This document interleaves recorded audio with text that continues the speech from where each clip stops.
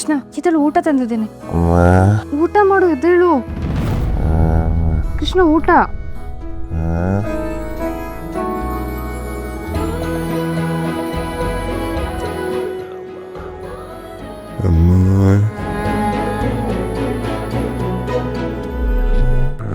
ಬಿಟ್ಟೋಗ್ಬೇಡಮ್ಮ, ನೀನು ಊಟ ಮಾಡಿಸಮ್ಮ.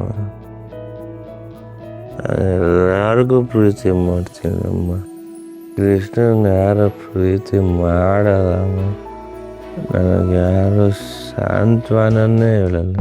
ಕೈ ತುತ್ತು ನೀಡಿ ತಾಯಿ ಪ್ರೀತಿ ಕೊಡೋದೇ ಇಲ್ವಲ್ಲಮ್ಮ.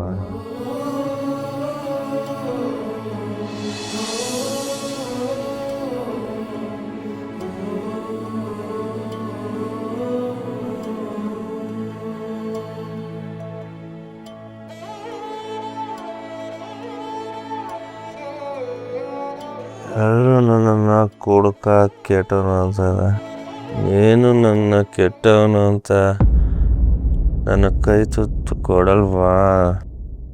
ಪ್ಲೀಸ್ ಅಮ್ಮ, ಇವತ್ತು ನೀನು ನಿನ್ನ ಕೈಯಾರ ಕೈ ತುತ್ತು ಕೊಡು. ಕೃಷ್ಣ ಒಂದು ನಿಮಿಷ ಹಿಂದೆ ಬಾ.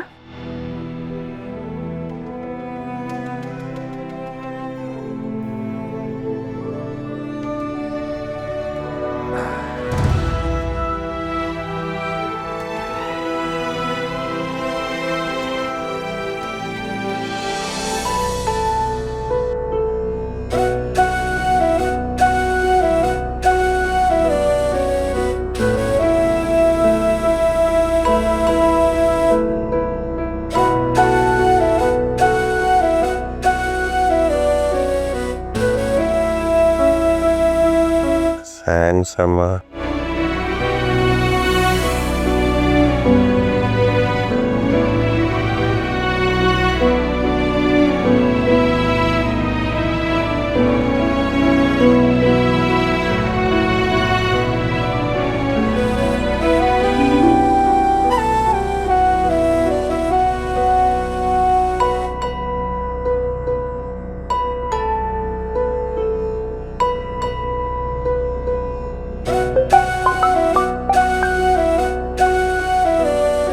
ಕೃಷ್ಣನ ಹೇಳ್ಬಿಟ್ರಿ ನಾಳೆ ಬೆಳಿಗ್ಗೆ ಎಲ್ಲಿಗೆ ಬರಬೇಕು?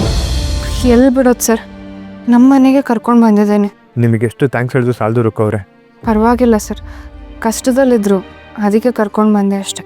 ನಾಳೆ ಬೆಳಗ್ಗೆನೇ ಬರ್ತೀನಿ, ಕೃಷ್ಣನ ಅಲ್ಲಿಂದ ಕರ್ಕೊಂಡು ಹೋಗ್ತೀನಿ, ಸರಿನಾ? ಆಯಿತು ಸರ್. ಹಾಗೆ ಒಂದು ಮಾತು, ಅವರು ತುಂಬ ನೊಂದಿದ್ದಾರೆ ಅನಿಸುತ್ತೆ. ಅವ್ರ ತಾಯಿನ ತುಂಬ ನೆನೆಸ್ಕೊಳ್ತಾ ಇದ್ರು. ಅವಾಗವಾಗ ತಾಯಿ ಬಗ್ಗೆನೇ ಮಾತಾಡ್ತಾ ಇರ್ತಾರೆ ಸರ್ ಅವರು. ಹೌದು ರುಕ್ಕವ್ರೆ, ಅವನು ಹೊರಗೆ ಹೊರಟ ಕಾಣಿಸ್ತಾನೆ, ಆದರೆ ಒಳಗೆ ಮಗು ಥರ. ನಾನು ಬೆಳಗ್ಗೆ ಬರ್ತೀನಿ, ಅವನ ಬಗ್ಗೆ ಯೋಚನೆ ಮಾಡಬೇಡಿ ಬಿಡಿ. ಸರಿ ಸರ್, ಆಯಿತು. ಥ್ಯಾಂಕ್ ಯು ರುಕ್ಕವ್ರೆ, ಥ್ಯಾಂಕ್ ಯು ಸೋ ಮಚ್.